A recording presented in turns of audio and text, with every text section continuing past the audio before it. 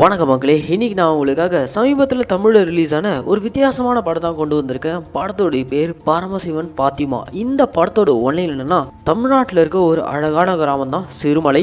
அந்த கிராமத்தில் இருக்க ஊர் மக்கள் ரெண்டா பிரிஞ்சு இருக்காங்க. ஹிந்து மக்கள் எல்லாம் சுப்பிரமணியபுரத்துலயும், கிறிஸ்துவ மக்கள் எல்லாம் யெகோவான்ற ஒரு ஊராவும் பிரிஞ்சிருக்காங்க. இப்படி இந்த மக்கள் பிரிஞ்சிருக்கிறதுக்கு காரணம் என்னன்னா, பல வருஷங்களுக்கு முன்னாடி இந்த ஊர்ல இருக்க மக்கள் ரொம்ப கொடுமையான பஞ்சத்தையும் வறட்சியும் ஃபேஸ் பண்ணி இருந்திருக்காங்க. அந்த டைம்ல பிரிட்டிஷ் ஆண்டுகிட்டு இருந்த அந்த டைம் அப்போ கிறிஸ்டியன் மிஷினரிஸ் எல்லாம் உள்ள வந்து பஞ்சத்தில் அடிபட்டிருக்க இந்த ஊர் மக்களுக்கு காசு கொடுத்து பசி பட்னிலேருந்து மேலே கொண்டு வந்திருக்காங்க.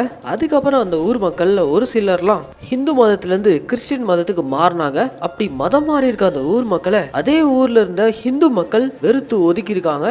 இதனால ஒரே ஊரா இருந்த அந்த ஊர் ரெண்டா பிரிஞ்சிருக்கு. ஹிந்து மக்களெல்லாம் வாழக்கூடிய ஊர்னா அது சுப்பிரமணியபுரம், அண்ட் கிறிஸ்டியன் மக்களெல்லாம் வாழக்கூடிய அந்த ஊர் பேர் யெகோவாபுரம். இப்படி இந்த மக்களுக்குள்ளே ரெண்டு பிரிவு ஏற்பட்டு அந்தந்த மதத்துக்குள்ளே கல்யாணம் பண்ணிக்கிட்டாங்க. ஏதாவது ஜோடிகள் மதம் மாதிரி கல்யாணம் பண்ண ஆசைப்பட்டா உடனே அவங்கள பிரிச்சிருவாங்க. இப்படி மதத்தின் பேரால ரெண்டா பிரிஞ்சிருக்க இந்த ஊர் மக்கள் சமீப காலமாவே சில பிரச்சனைகளை ஃபேஸ் பண்ணிட்டு வராங்க. அதுலயும் குறிப்பா ஊருக்குள்ள கல்யாணத்துக்காக ரெடியா இருக்கக்கூடிய ஆண்களா பார்த்து அன்னைக்கு நைட்டே கடத்தப்பட்டு மர்மமான முறையில கொல்லப்பட்டு கிடக்குறாங்க. இப்படி அந்த ஊர்ல நடக்கக்கூடிய தொடர் கொலைகளுக்கு பின்னாடி மத பிரச்சனையா இல்ல வேற ஏதாவது அமானுஷமா, இது எல்லாத்தையும் நம்ம கொஞ்சம் கூட எதிர்பார்க்காத லெவல்ல ஏகப்பட்ட ட்விஸ்டோட சொன்ன படம் தான் இந்த பரமசிவன் பாத்திமா. இந்த படத்தோடைய முழு கதைக்குள்ள போறதுக்கு முன்னாடி நம்ம சேனலுக்கு நீங்க புதுசா வந்தீங்கன்னா மறக்காம நம்ம தமிழ் மினி தியேட்டரை சப்ஸ்கிரைப் பண்ணிக்கோங்க. அண்ட் இந்த வீடியோ உங்களுக்கு பிடிச்சிருந்தா அந்த லைக், கமெண்ட், ஷேர் இதையும் மறக்காம பண்ணிடுங்க. சரி வாங்க இப்போ நம்ம இந்த படத்தோடைய முழு கதைக்குள்ள போவோம். படத்தோட ஓப்பனிங் சீன்லேயே அழகான சிறுமலை கிராமத்தை தான் காட்டுறாங்க. அந்த கிராமத்துல கிறிஸ்துவ மதத்தை சேர்ந்தவங்க எல்லாரும் ஒன்னா இருக்கக்கூடிய யெகோவாபுரத்துல சூசைன்ற நபருக்கு இன்னைக்கு கல்யாண ஃபங்க்ஷன் ஒரு பக்கம் கோலாகலமா நடந்துகிட்டு இருக்கு. அந்த ஊரை சேர்ந்தவங்க எல்லாருமே அந்த கல்யாணத்துல சந்தோஷமா ஆடி பாடிட்டு இருக்காங்க. இதுக்கு இடையில ஜெனிஃபர்ன்ற ஒரு பொண்ணு இந்த கல்யாணத்துல சூப்பரான ஒரு பாட்டு பாடி எல்லாரையும் சந்தோஷப்படுத்திட்டு இருக்கும்போது கல்யாண மாப்பிள்ள சூசை இருக்கான அவன் பக்கத்துல தாலி கட்ட இருக்கக்கூடிய அந்த பொண்ணை விட்டுட்டு பாட்டு பாடிக்கிட்டு இருக்க அந்த ஜெனிஃபர்ன்ற பொண்ணையே பார்த்துட்டு இருக்கான். இப்படியேதான் ஒரு பக்கம் போயிட்டு இருக்க. கல்யாண இரவு ஊரே அசந்து தூங்கிட்டு இருக்கும் போது பாட்டு பாடிட்டு இருந்த அந்த ஜெனிஃபர்ன்ற அந்த பொண்ணு இருக்காங்களே, அவங்க ஒரு மாதிரி கல்யாண மாப்பிள்ளை சூசிய ஒரு மாதிரி ஈர்க்கிற விதமா பேசி பக்கத்துல இருக்க காட்டு பகுதிக்கு தனியா கூட்டு வந்துறாங்க. அப்படி கூட்டு போனதும் அந்த இடத்துல ஜெனிஃபருடைய பாய் ஃப்ரெண்டான சலீம்ன்ற ஒருத்தன் வரான். சலீம் வந்ததுமே ஜெனிஃபர் மாயமா மறைஞ்சு போயிடுறா. நம்மளை கூட்டிட்டு வந்த ஜெனிஃபரை காணுமேன்னு சொல்லிட்டு மாப்பிள்ள சூசையும் சுத்தி முத்தி பார்க்க சட்டுன்னு அங்க சலீம் வந்ததும் ஒரு நிமிஷம் தூக்கி வாரி போடுது.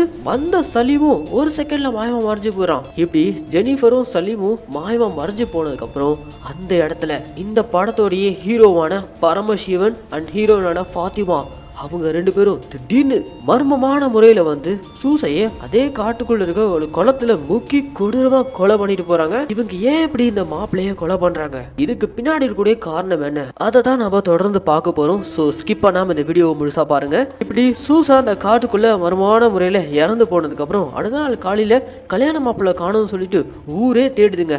அப்படி தேடும் போதுதான் காட்டுக்குள்ள இருக்க அந்த குளத்துல சூசையோட பாடி இருக்கிறத ஊர் மக்கள் பாத்துறாங்க.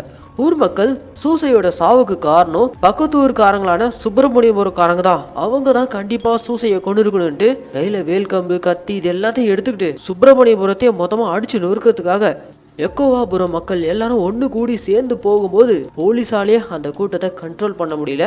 ஆனா அப்போ யெகோவாபுரத்துல ஒரு ஃபாதர் இருக்காரு. எஸ், இந்த ஃபாதர் கேரக்டர்ல நம்ம MS பாஸ்கர் தான் நடிச்சிருக்காரு. அந்த மொத்த ஊருக்குமே இவர் தான் ஃபாதர். இவர் மேல அந்த ஊருக்காரங்கெல்லாம் பெரிய மரியாதை வச்சிருக்காங்க. அவர் இப்போ மொத்த ஊரையும் ஸ்டாப் பண்ணி முதல்ல சூசையோட சாவுக்கு காரணம் என்னன்னு கண்டுபிடிப்போம், அதுக்கப்புறம் அந்த ஊருக்கு போய் என்ன ஏதுன்னு விசாரிப்போம் அப்படின்ற மாதிரி வெறியோட கிளம்பின அந்த கூட்டத்தை ஆஃப் பண்ணி அனுப்பிடுறாரு. அதுக்கப்புறம் இப்போ இந்த ஃபாதர் இந்த கேஸை இன்வெஸ்டிகேட் பண்றதுக்காக புதுசா ஒரு போலீஸ் ஆஃபீஸர் வந்திருக்காரு. அவர்கிட்ட எப்படியாச்சும் கொலையை யார் பண்ணதுன்னு கண்டுபிடிச்சிருங்க, இல்லனா ஊருக்குள்ள பல சாவுகள் விழுந்துரும் போல இருக்கு அப்படின்ற மாதிரிலாம் போலீஸ்கார்கிட்ட சொல்லிட்டு போக இந்த இன்ஸ்பெக்டரும் ஒரு டீமோட இந்த கொலையை யார் எதுக்காக என்ன காரணத்துக்காக பண்ணிருப்பாருன்னு சொல்லிட்டு ஒரு பக்கம் இன்வெஸ்டிகேஷன் ஆரம்பிக்கிறாரு. அந்த இன்வெஸ்டிகேஷன் அப்போ ஒரு குறிப்பிட்ட இடத்துல இஸ்லாமிய மதத்தை சேர்ந்தவங்களுடைய கேப் இருக்கு. உடனே அந்த கேப் எடுத்துக்கிட்டு இஸ்லாமியர்கள் இருக்கக்கூடிய பகுதிக்கு போயிட்டு இன்வெஸ்டிகேட் பண்ண அந்த ஊரை சேர்ந்தவங்க எல்லாம் ஏதோ குப்பையில கிடந்த கேப் எடுத்துட்டு வந்து வந்துட்டு எங்க மேல சந்தேகப்படுறதுல என்ன நியாயம் இருக்கு அப்படின்ற மாதிரி பேசி அனுப்பிடுறாங்க. ஒரு பக்கம் போலீஸோட இன்வெஸ்டிகேஷன் போயிட்டு இருக்க போலீஸ்க்கு லைட்டா மேரேஜ் செலிப்ரேஷன்ல பாட்டு பாடிட்டு இருந்த ஜெனிஃபர் மேல சந்தேகம் வருது. ஏன் ஜெனிஃபர் தனியா காட்டுக்குள்ள போனதை பார்த்துட்டு சொல்லியிருக்காங்க. போலீஸ் இன்ஸ்பெக்டரும் ஜெனிஃபரை ஃபாலோ பண்ணிட்டு போக அப்போ சுப்பிரமணியபுரத்தை சேர்ந்த ஒரு சாமியார் இந்த இன்ஸ்பெக்டரை தனியா கூப்பிட்டு எக்காரணத்துக்கு ஒண்ணு ஜெனிஃபர் பின்னாடி மட்டும் போயிடாத, அதுக்கப்புறம் உன்னை யாராலையும் காப்பாற்ற முடியாது அப்படின்ற மாதிரி இந்த சாமியார் ஒரு மாதிரி மிஸ்ட்ரியா பேச இன்ஸ்பெக்டருக்கு ஒன்றும் புரியல. இதெல்லாம் ஒரு பக்கம் போயிட்டு இருக்கும்போது சுப்பிரமணியபுரத்துக்கு துபாய் ராஜான்ற ஒருத்தன் துபாயில இருந்து கல்யாணம் பண்றதுக்காகவே இந்த ஊருக்கு வந்திருக்கான். போலீஸ் அந்த ஊருக்கு கோரிக்கை வச்சிருக்காங்க, இப்போதைக்கு மேரேஜ் எல்லாம் பண்ணாதீங்க, மேரேஜ் பண்ணக்கூடிய மாப்பிள்ளைகளா பார்த்துதான் கொண்டுகிட்டு இருக்காங்க, ஸோ இந்த மேரேஜை தள்ளி போடுங்கன்ற மாதிரி போலீஸ் எவ்வளோ எடுத்து சொல்றாங்க. ஆனா துபாய் ராஜா கேட்கற மாதிரி இல்ல, நான் வந்தது மெயின் காரணமே என் மாமா பொண்ணை கரம் பிடிக்கிறதுக்காக தான், அதுவும் 3 நாள்ல ரிட்டர்ன் டிக்கெட்டோட வந்திருக்கேன், ஸோ கட்டாயம் நான் 3 நாள்ல போய் ஆகணும், என்ன ஆனாலும் சரி இந்த கல்யாணத்தை முடிச்சு தான் போகுன்ற மாதிரி இந்த துபாய் ராஜா அடம் பிடிச்சி கல்யாணத்துக்கான ஏற்பாடுகள்லாம் பண்ணிக்கிட்டு இருக்கான். கல்யாணத்துக்கு முன்னாடி நாள் ராத்திரி வழக்கம் போல ஊர்காலங்கள்லாம் ஒன்று கூடி துபாய் ராஜாவுடைய கல்யாணத்துக்காக செலிப்ரேஷன் மோட்ல இருக்க அதே கல்யாணத்துல ஜெனிஃபருடைய பெர்ஃபார்மன்ஸும் இருக்கு. இந்த துபாய் ராஜாவுடைய கண்ணு ஜெனிஃபர் மேலேயும் விழுது. எஸ், எல்லாரும் ஆடி அசந்ததுக்கு அப்புறம் ஜெனிஃபர் வழக்கம் போல இந்த கல்யாணத்துல மாப்பிள்ளையா இருக்க துபாய் ராஜாவை மயக்கி அதே காட்டு பகுதி கூட்டு போறாங்க. அப்படி அந்த காட்டு பகுதி கூட்டு போனதும் சேம் இதுக்கு முன்னாடி சூசைக்கு என்ன நடந்துச்சோ அதுதான் இங்கே துபாய் ராஜாவுக்கும் நடக்குது. ஸ்பாட்ல இப்போ ஜெனிஃபருடைய பாய் ஃப்ரெண்டான சலீமு ஒரு மாதிரி வேடா வரான். இவங்க 2 பேருமே துபாய் ராஜா முன்னாடி பட்டுன்னு அப்படியே மாயமா மறைஞ்சி இப்போ அந்த இடத்துக்கு படத்துடைய ஹீரோயினான பரமசிவன் அண்ட் ஃபாத்திமா என்ட்ரி கொடுக்குறாங்க. அவங்க 2 பேரும் சேர்ந்து துபாய் ராஜாவையும் அதே குட்டையில அமுக்கி கொடூரமா கொண்டுட்டு எஸ்கேப் ஆயிடுறாங்க. கற்பனா இப்போ சுப்பிரமணியபுரம் மக்கள் எல்லாரும் ஒண்ணு கூடி கல்யாண மாப்பிள்ளையான துபாய் ராஜா ஆளை காணமே சொல்லிட்டு தேடிட்டே போனா கடைசியா அவனுடைய பாடி யோகாபுரத்துல இருக்க சர்ச் வாசல்ல போடப்பட்டிருக்கு. சர்ச் வாசல்ல கடந்த துபாய் ராஜாவுடைய பாடியை பார்த்ததும் சுப்பிரமணியபுரம் மக்கள் எல்லாரும் ஒன்னா சேர்ந்து துபாய் ராஜாவுடைய மரணத்துக்கு காரணம் அந்த ஊருக்காரங்க தான், அவனுங்கள சும்மா விடக்கூடாதுன்னு சொல்லிட்டு இவனுங்க கையில எல்லாரும் வெப்பன்ஸோட பெரிய கலவரத்துக்கு தயாராகிற விதமா மொத்தமா ஒண்ணு கூடி ஊரே இப்போ யெகோவாபுரத்தை நோக்கி போக அந்த ஊருக்காரங்களும் எதிர் தாக்குதலுக்கு தயார் நிலையில இருக்காங்க. ஒரு மாதிரி பயங்கரமான ஒரு மத கலவரம் ஏற்படும் போல இருக்கு. இந்த சமயத்துல தான் இந்த ஊருக்குள்ள தொடர்ந்து கொலைகள் நடந்துட்டு இருக்குன்ட்டு அதை இன்வெஸ்டிகேட் பண்ற விதமா ஒரு இன்ஸ்பெக்டர் உள்ள வந்திருக்காருல, அவர் இப்போ 2 ஊரையும் தடுத்து நிறுத்தி பஞ்சாயத்து பண்ற விதமா இங்க பாருங்க, இப்ப நீங்க அடிச்சுக்கிறதுனால எதுவுமே நடக்க போறது இல்ல, இதுக்கு பின்னாடி வேற யாரோ இருக்காங்க, அவங்களுடைய அஜெண்டாவே உங்க 2 ஊருக்காரங்களையும் மோத விட்டு அடிச்சுக்க வைக்கிறதா போல, அதுக்கு நீங்களா இடம் கொடுத்துறாதீங்க, ஸோ தயவு செஞ்சு கலைஞ்சு போங்க, இதுக்கு பின்னாடி இருக்கக்கூடிய அந்த கொலைகாரங்க யாருன்னு கண்டுபிடிக்க வரைக்கும் 2 ஊருக்காரங்களும் கொஞ்சம் அமைதியா போங்க, அதுதான் எல்லாருக்கும் நல்லது அப்படின்ற மாதிரி சண்டை வராம தடுத்து அமுச்சு விட்டுறாரு. அப்படி இந்த போலீஸ்கார் 2 ஊருக்காரங்களையும் பேசி அனுப்புனதுக்கு அப்புறம் யெகோவாபுரத்தோடைய சர்ச் ஃபாதரான எம்எஸ் பாஸ்கர் கிட்ட இந்த இன்ஸ்பெக்டர் கொலைகாரனை பிடிக்கிறதுக்கான ஒரு பிளான சொல்றாரு. அதாவது 2 ஊர்லயும் 2 மாப்பிள்ளைங்க செத்து போயிட்டாங்க, அதனால கல்யாணம் நின்று போன அந்த 2 பொண்ணுங்களுக்கும் திரும்பவும் ஒரே டைம்ல கல்யாணத்தை ஏற்பாடு பண்ணி நடத்தணும். அப்படி நடத்தப்படுற அந்த கல்யாணத்துல வச்சு தான் அந்த கொலைகாரனை யாருன்னு கண்டுபிடிக்கணும்ன்ற மாதிரி இன்ஸ்பெக்டர் ஐடியா கொடுக்க எம்எஸ் பாஸ்கரும் அதுக்கு ஒத்துக்கிறாரு. சுப்பிரமணியபுரத்தை சேர்ந்தவங்களும் ஒத்துக்கிறாங்க. இப்போ யெகோவாபுரத்துல சூசை கல்யாணம் பண்ணிக்க இருந்த அந்த பொண்ணு அந்த ஊர்ல ஒரு பெரிய கையான ராபர்ட் அவருடைய பையனான ஃபெலிக்ஸ் அவர் தான் கல்யாணம் பண்றதுக்கு ரெடியா இருக்காரு. அதே மாதிரி சுப்பிரமணியபுரத்துல துபாய் ராஜா கல்யாணம் பண்ண இருந்த அந்த பொண்ணு ஊர் தலைவர் பையனே கல்யாணம் பண்ணிக்க ரெடியா இருக்கான். இப்படி இவங்க 2 பேருக்கும் ஒரே இடத்துல ஒரே டைமிங்ல கல்யாணத்துக்கான ஏற்பாடுகள் எல்லாமே கோலாகலமா நடந்துகிட்டு இருக்கு. அந்த கல்யாணத்துக்கு ஜெனிஃபரும் சலீமும் வராங்க. அதே இடத்துக்கு நம்ம ஹீரோயினான பரமசிவன் அண்ட் ஃபாத்திமா அவங்களே என்ட்ரி கொடுக்குறாங்க. இப்படி நடந்துட்டு இருக்க இந்த கல்யாணம் ஒரு மாதிரி டென்ஷனா போயிட்டு இருக்க திடீர்னு பாத்தீங்கன்னா பவர் கட் ஆகி ஆன அடுத்த நிமிஷமே பாத்தீங்கன்னா இந்த 2 கல்யாண மாப்பிள்ளைகளான ஃபெலிக்ஸும் ஊர் தலைவர் பையன் 2 பேருமே இப்ப காணும். அதே சமயம் அந்த கூட்டத்துல இருந்த ஜெனிஃபர் அண்ட் சலீம் அவங்க 2 பேரும் காட்டை நோக்கி போறத போலீஸ்காரங்க பாத்துறாங்க.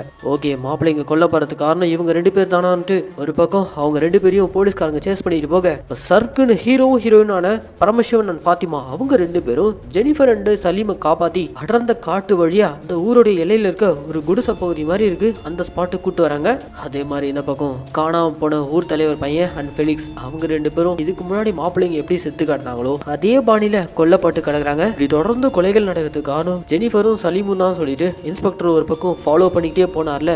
கடைசியா ஒரு எல்லையில இருக்க ஒரு சின்ன குடிசை வீடு அந்த வீட்டுக்கிட்ட வந்துதான் அவங்க 2 பேருமே மாயமா மறைஞ்சு போயிருக்காங்க. இப்ப அந்த வீட்டுக்கிட்ட வந்ததும் அந்த வீட்டுல ஒரு வயசான அம்மா இருக்காங்க. அந்த அம்மா கிட்ட ஜெனிஃபர் அண்ட் சலீமை பத்தி விசாரிக்க விசாரிக்க இங்க தாங்க அந்த வயசான அம்மா ஒரு பெரிய ட்விஸ்ட் கொடுக்குறாங்க. நீங்க எல்லாரும் நினைச்சிட்டு இருக்க மாதிரி கொலைகாரங்க ஜெனிஃபர் அண்ட் சலீம் கிடையாது. ஊருக்குள்ள நடந்துட்டு இருக்க தொடர் கொலைகளுக்கு காரணமே பரமசிவனும் ஃபாத்திமா தான் அப்படின்ற மாதிரி ஹீரோனோட பேரை சொல்லி ஒரு சின்ன பிளாஷ்பேக் ஓபன் ஆகுது. அந்த பிளாஷ்பேக்ல நான் படத்தோட ஆரம்பத்திலேயே சொன்னல, கிறிஸ்டியன் மிஷனரிஸோட பணம் பிளஸ் படிப்பு வாழ்வாதாரமே மேம்படுதுன்றதுக்காக ஹிந்து மதத்துல இருந்த ஒரு சிலர்லாம் கிறிஸ்துவரா மதம் மாறினாங்கல்ல. இந்த மதம் மாற்றத்துக்கு பின்னாடி சின்ன வயசுல இருந்தே லவ் பண்ணிட்டு இருந்த காதல் ஜோடிகள் பிரிஞ்சிருக்காங்க. அது வேற யாரும் இல்ல, பரமசிவன் அண்ட் ஃபாத்திமா. ஃபாத்திமா ஆக்சுவலா ஹிந்து தான். அவங்க ஹிந்துவா இருக்கும்போது அவங்களுக்கு தமிழ்ச்செல்வின்னு பேர் இருந்திருக்கு. ஆனா அவங்க அப்பா தான் ஹிந்து மதத்திலிருந்து மதம் மாறி ராபர்ட்னு பேரை மாத்திக்கிட்டு தமிழ்ச்செல்விக்கும் ஃபாத்திமான்னு பேரை மாத்திக்கிட்டு சுப்பிரமணியபுரத்துல இருந்து யகோபுரத்துக்கு போயிட்டு குடும்பத்தோட செட்டில் ஆயிட்டாங்க. இப்படி சின்ன வயசுலயே தன்னை விட்டு பிரிஞ்சு போனதுனாலே பரமசிவன் ஃபாத்திமா மேல கோமா இருந்திருக்கான். அப்படியே வளர வளர அவங்க ஊர்லயே இருக்கக்கூடிய ஒரு காமன் ஸ்கூல்ல டீச்சராகவும் போய் ஜாயின் பண்ணியிருக்கான். அதே ஸ்கூல்ல தான் ஃபாத்திமாவும் டீச்சரா வேலை பார்க்குறாங்க. அண்ட் அந்த ஸ்கூல்ல தான் சலீமும் ஜெனிஃபரும் கூட டீச்சர்ஸாக ஒர்க் பண்ணுறாங்க. ஹிந்து முஸ்லீம் கிறிஸ்டின் எந்த ஒரு பாகுபாடும் இல்லாமல் இவங்க எல்லாரும் ஒரே ஸ்கூலில் ஒன்றா தான் டீச்சர்ஸாக ஒர்க் பண்ணுறாங்க.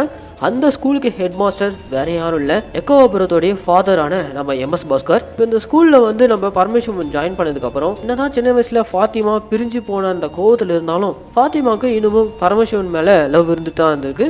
கடைசியில் பரமசிவனும் ஃபாத்திமாவை புரிச்சுக்கிட்டு லவ் பண்ண ஆரம்பிச்சிருக்காரு. இவங்க 2 பேருக்குள்ள இப்படி ஒரு லவ் போயிட்டு இருக்குன்ற விஷயம் அந்த ஸ்கூலுடைய ஹெட் மாஸ்டரான ஃபாதர் MS பாஸ்கருக்கு தெரிய வருது.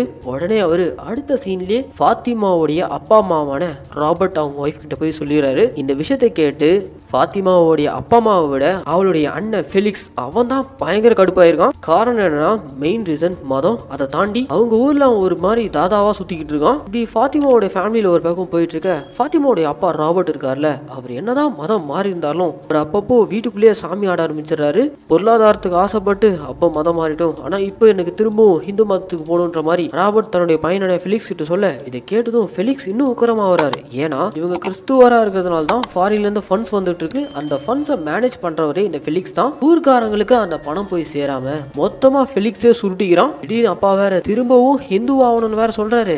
இதெல்லாம் வெளியில தெரிஞ்சா பெரிய பிரச்சனையாடும், நமக்கு வந்துட்டு இருக்க ஃபாரின் ஃபண்ட்ஸ் எல்லாம் ஸ்டாப் ஆயிடுமேன்னு சொல்லிட்டு அந்த பயத்திலே ஃபெலிக்ஸ் தன்னுடைய அப்பான்னு கூட பார்க்காம கொன்னுறான். அப்பாவை கொன்னது தன்னுடைய அண்ணன் ஃபெலிக்ஸ் தான்ட்டு ஃபாத்திமாவுக்கும் தெரிஞ்சிச்சு, ஃபெலிக்ஸுடைய அம்மாவுக்கும் தெரிஞ்சு போச்சு. நாளைக்கு இதே காரணத்தினால நம்மள கொல்றதுக்கும் அவன் தயங்க மாட்டான்ட்டு ஃபாத்திமா அவங்க வீட்டை விட்டு பரமேஸ்வரன் கூட தங்கறதுக்காக சுப்பிரமணியபுரம் வந்திருக்காங்க. இந்த விஷயம் கேள்விப்பட்டு ஃபெலிக்ஸ் ஊர்காரங்களோட போயிட்டு பெரிய பிரச்சனை பண்ணி பஞ்சாயத்து பண்ணி தங்கச்சியை பிரிச்சு கூட்டு வந்துறாரு. இதனால கடுப்பான நம்ம ஹீரோ ஜெனிஃபர் அண்ட் சலீமோடைய உதவியால ஃபாத்திமாவை கூட்டிட்டு அந்த ஊரை விட்டே போயிட்டு எங்கேயாச்சும் கண்காண இடத்துக்காக போயிட்டு கல்யாணம் பண்ணிட்டு செட்டில் ஆகலான்னு பிளான்ல இருக்கும்போது, ஆனா அதுக்குள்ள ஃபாத்திமாவுடைய அண்ணன் ஃபெலிக்ஸ்க்கு இந்த பிளான் தெரிஞ்சுக்கிட்டு தங்கச்சி மட்டும் இந்த மாதிரி ஒரு ஹிந்து பையனை கூட்டிட்டு ஓடிட்டான்ற விஷயம் தெரிய வந்தா குடும்பத்துக்கு ஒரு பெரிய அவமானம் ஆயிடும், நம்மளால பழையபடி தாதாகிரி பண்ண முடியாதுன்னு அதுக்காகவே நம்ம ஹீரோனு ஃபெலிக்ஸோட அண்ணனை கொடூரமா கொண்டு இருக்கான். அப்படி கொன்னதுக்கு அப்புறம் தான் அவங்களுடைய ஆன்மாக்கள் ஜெனிஃபர் அண்ட் சலீமோடைய உடம்புக்குள்ள புகுந்துட்டு அது மூலியமா தான் இப்படி இந்த தொடர் கொலைகள் பண்ணிட்டு இருக்காங்க.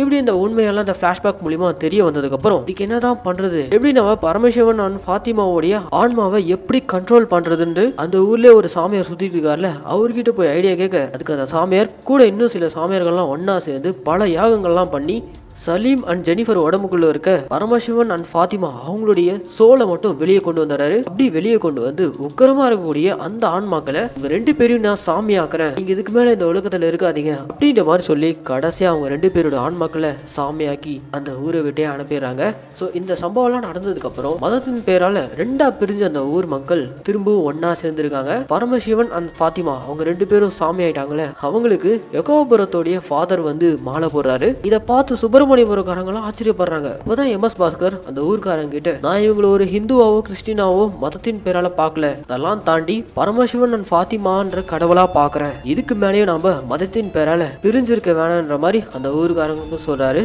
அப்படியே இந்த பாடத்தையும் முடிக்கிறாங்க. ஏன்னா மக்களே, இந்த படம் ஒரு மாதிரி வித்தியாசமா இருந்துச்சுங்களா. இந்த படத்தோடைய மேக்கிங் ஒரு மாதிரி சுமாரா இருந்தாலும் ஆனா இவங்க சொல்ல வந்த விஷயம் மாதிரி கான்ட்ரவர்சியலான கண்டென்ட்டா இருந்தாலும் கண்டிப்பா சொல்ல வேண்டிய விஷயம் தான். சரி மக்களே, இப்போ இந்த படத்துக்கு நான் கொடுத்த வாய்ஸ் ஓவர் கண்டிப்பா உங்களுக்கு பிடிச்சிருக்கும் நான் நம்புறேன். இதே மாதிரி தொடர்ந்து நம்ம மினி தியேட்டர்ல ரிலீஸ் ஆகக்கூடிய படங்கள்லாம் நீங்க பார்க்கணும்னு ஆசைப்பட்டீங்கன்னா மறக்காம நம்ம தமிழ் மினி தியேட்டரை சப்ஸ்கிரைப் பண்ணிக்கோங்க. அண்ட் கூடவே பெல் ஐக்கனையும் ப்ரெஸ் பண்ணிக்கோங்க. அப்பதான் நம்ம மினி தியேட்டர்ல ரிலீஸ் ஆகக்கூடிய படங்கள்லாம் உங்க கைக்கு டைமுக்கு வந்து சேரும். அண்ட் இந்த வீடியோ உங்களுக்கு பிடிச்சிருந்துச்சுன்னா அந்த லைக்கு கமெண்ட் ஷேர் எதையும் மறக்காமல் பண்ணிவிடுங்க.